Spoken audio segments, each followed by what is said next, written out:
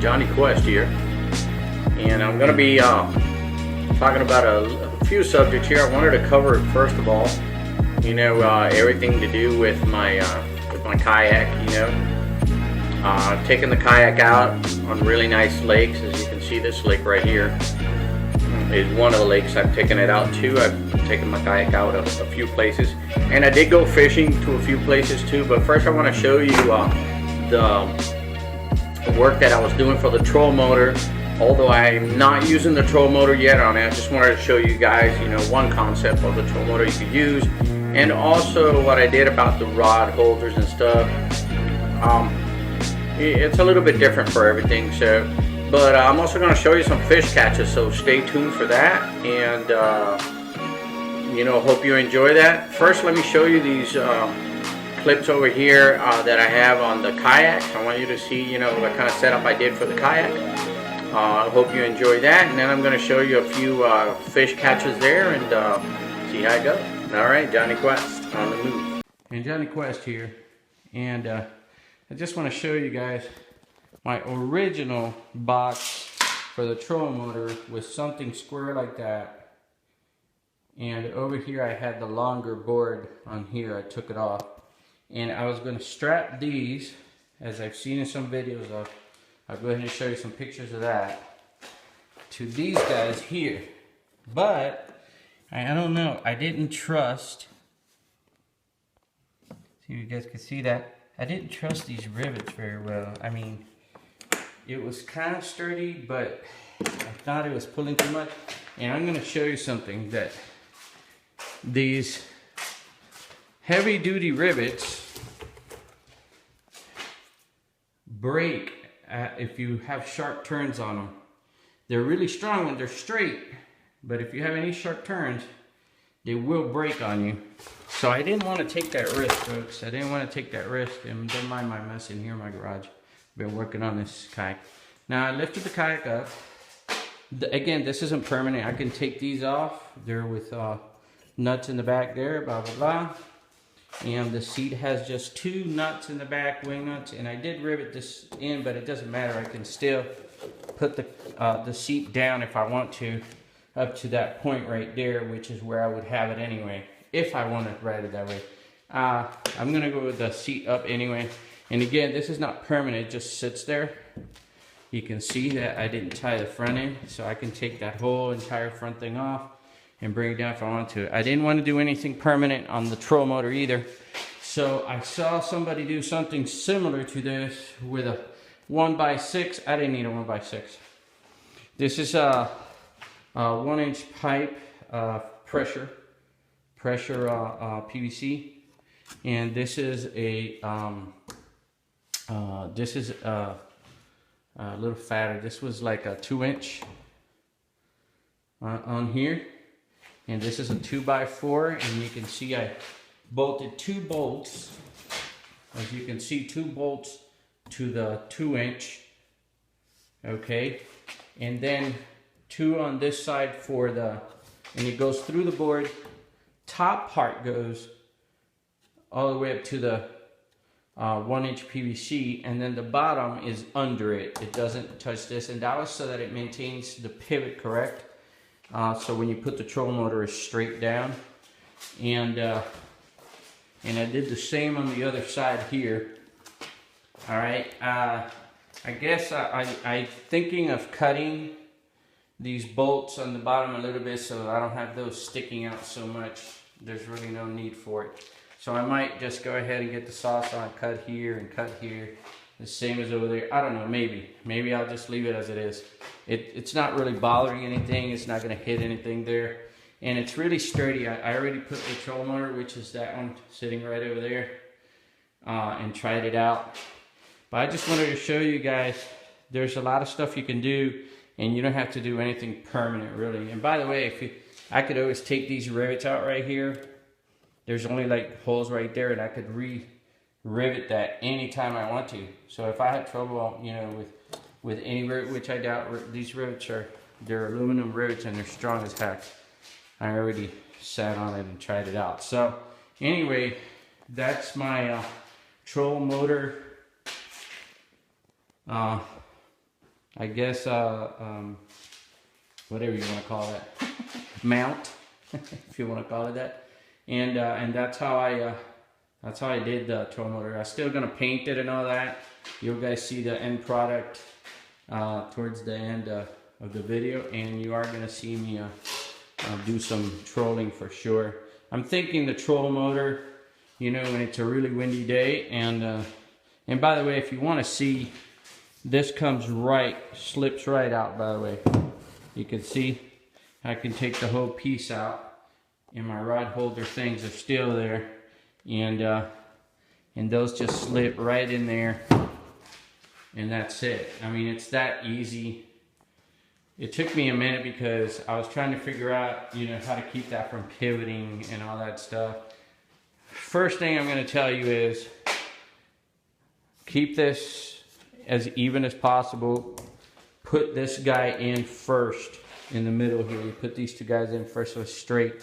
Once it's straight, get yourself a T-square and measure where your holes are going to be here, because this, it starts in one end but ends higher up. Same as over here, starts lower, ends up higher up. So you want to make sure that you get that angle in there, because you're going to need it on both sides. So the best way to do it is make sure you got this guy in first. All right, and I see a lot of people say like, oh, get the PVC in there first and all this stuff, and you see them tie the PVC only to here, you know, inside these two. I didn't see that that was too secure. And Johnny Quest, and I pretty much finished everything. You can see I only made the box with two rod holders, which you can see there what it would look like with the rod holders. I only did two. I actually made more. I made like two more. I made 4 total. But honestly, I only carry 4 rods, folks. So I only need 2 on this, really. I really didn't want to do too much stuff, but since I thought about doing the trolling motor on there, I thought it was a good idea to make some rod holders. So I went ahead and I just made 2 rod holders, which is what I would have when I don't have the troll motor. So when I don't have a troll motor, I don't really need that, but I figure why not? It's there. Why not make use of it? I did have an empty crate anyway available to me. As a matter of fact, I have like 4 more in storage. So I said, why not? Let me just go ahead and do that. Anyway, just wanted to show you guys that real quick. That board you see there, I actually did that on purpose. There's a board that I actually have to measure. That's gonna go there. That's this is just a temporary one that I put in there. As you can see, it doesn't reach end to end, but I do have one that reaches end to end that I cut out. I just haven't put it yet. And so yeah, I just made those rod holders there so that, you know, when I'm using the troll motor, you know, yes, I could use it for trolling, but I don't think I'm really gonna troll anything. I like feeling stuff in my hand, and I'm thinking of putting something maybe in the back over here also. I'm thinking of putting a pipe right here, maybe right over my head that can look down. So right over my head that can look down like that from up here when I'm fishing, so that you can pretty much, I don't know if I'm going to put it a little bit to the side or what, but I'm thinking of doing that, and putting it a little bit to the side like that, and that way you can see what's in front of me when I'm fishing right over my head. And at the same time, I'm going to be wearing my camera on my forehead. I'm thinking of putting it on my forehead and fishing that way. So anyway, let's see how it goes, and I'm thinking that, you know, that's it's gonna be pretty cool, folks. All right, so stay tuned. Keep watching, you know, to the end of the video. So Johnny Quest here again, and you see that's kind of like the setup I was doing for the kayak and you know, and the troll motor. And again, I haven't used the troll motor yet. I have to get it registered and all that still for the troll motor. But I went through a couple of lakes, mostly on foot. There's a few lakes where I didn't feel like getting in with the kayak, just because I can still reach good areas, you know, better actually, more sneaky, especially now that the fish are bedding, you know, and getting ready for spawn. So I went through a few lakes, you know, kind of like the lake that I showed you earlier, which is this one here. And one of the things that, you know, I wanted to tell you about that is that, you know, sometimes like it's good to be on a kayak, but sometimes it's actually good to be on land on foot. And you are going to see me catch more bass. My next video is definitely, you know, I'm going to show some more bass. So I'm hoping to catch bigger bass this coming weekend. I got 2 days that I'm going to be headed further down south than what I did here in these videos you're about to see. So stay tuned. Just check out some of these clips of some catches that I got, and I'll tell you a little bit more about it after you watch these clips. So keep watching. Johnny Quest. Just a little short clip for Susie. Caught a little itty bitty one. That's with that little small lure, that little swim bait lure. So anyway, already tried the other side. I wasn't getting any luck there, so came on the opposite side, the regular side we fish. Here it is, Susie. Yay! Hey, baby. I caught one just a little bit bigger. I'm going to measure her real quick because there's a big mama over here, too. I think this is the male. The female, I saw her over here on the right. And, man, it took me a while to make him to bite. He didn't want to bite. So I put it in front of him, put it in front of me. Shook it right on the floor, not even moving it. And he came and grabbed it, sucked it up, and tried to run with it, and boom. Literally right in front of me. Right there.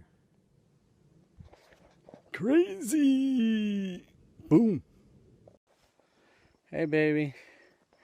This is another one that's 18. This is the second one I caught. That's 18. I caught this one on a fluke. Again, on the same spot. They're sitting right up here.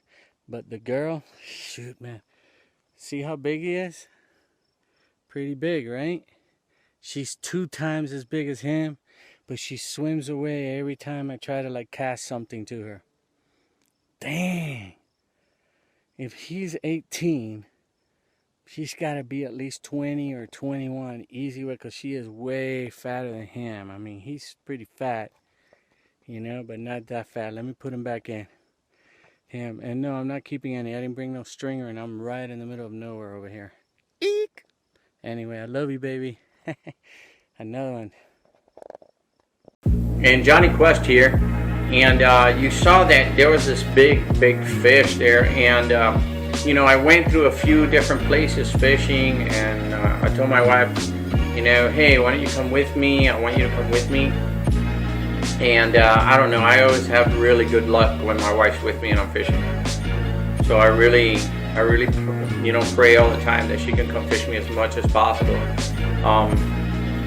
You know, not everybody knows everything, you know, about our lives, and I would love to share with all of you guys, but just to keep the grief out, you know, we've gone through some hard times, you know, and we manage because, you know, we really love each other, and we take care of each other a lot, and I really care a lot about her. A lot of times you guys see me out there, you know, doing all this fishing and all this, but she's always up here and in here, you know, and so I really do a lot of little clips, you know, that I do, as you saw, you know, are for her.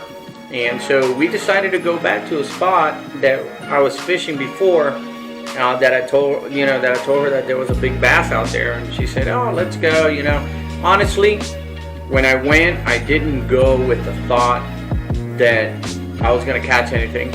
I was really going just to put her on some bedding fish. She always uses live bait, whether it's worms, minnows, or mealworms.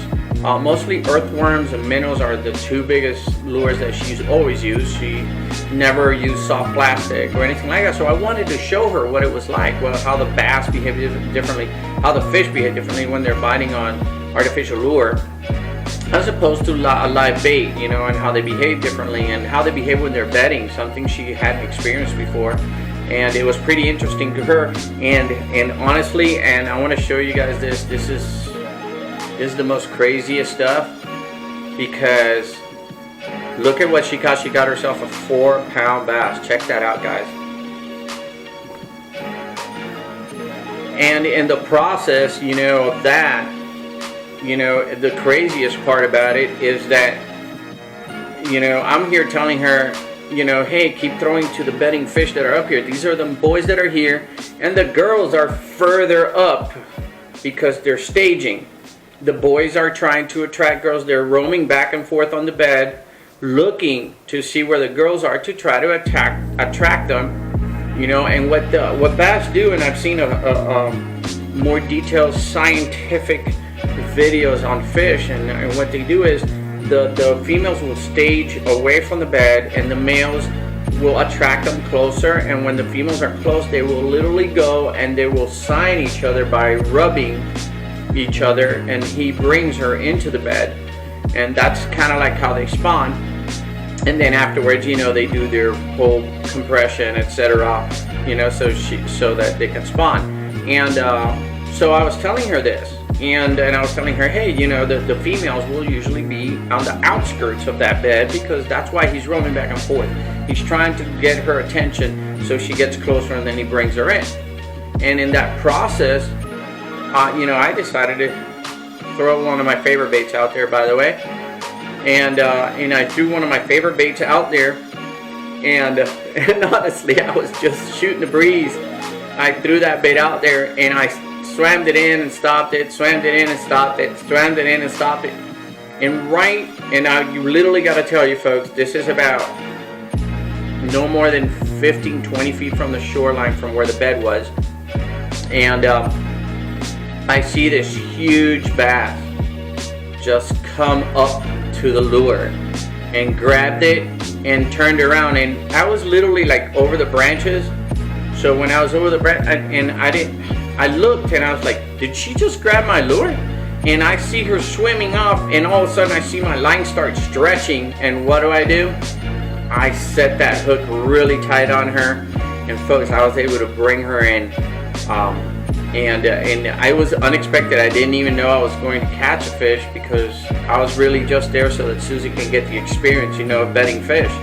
And oh my goodness, and it was so funny, because I catch the bass, I had to hold her in the water. Susan, you know, went to the truck to get some gear that I had. She came back over here so that we could, you know, like weigh the fish and stuff. Yes, we released all the fish, by the way, that we caught. And but this is what I caught, this 6-pound bass right here.